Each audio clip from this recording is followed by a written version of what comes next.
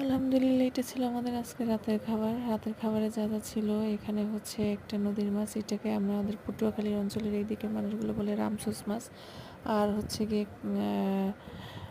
চিংড়ি মাছ দিয়ে লাউ দিয়ে রান্না। মাশাল্লাহ, দুইটা দুইটা তরকারি অনেক বেশি মজার ছিল, কারণ লাউটা অনেক বেশি একদমই কচি ছিল।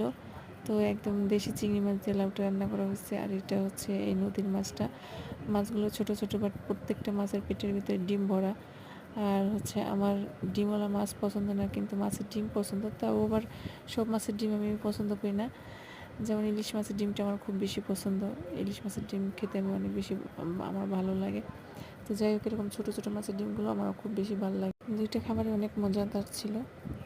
আসলে এটার সাথে দরকার ছিল হচ্ছে বোম্বাই মরিচ, কি আর করার, বোম্বাই মরিচ নাই। তো যাই হোক, বোম্বাই মরিচ নাই বলে কি খাওয়া থেমে থাকবে? আমি মানে আমরা তো বাঙালি, খাওয়া তো থেমে থাকা যাবে না। আর হচ্ছে বাঙালি হচ্ছে মাছে ভাতে বাঙালি, বাঙালিরা খুব ভোজন রসিক হয়ে থাকে, এরা খেতে অনেক বেশি পছন্দ করে। তো সবাই ভালো থাকবেন, আল্লাহ হাফেজ। সবাই বেশি বেশি করে লাইক কমেন্ট শেয়ার করবেন। আর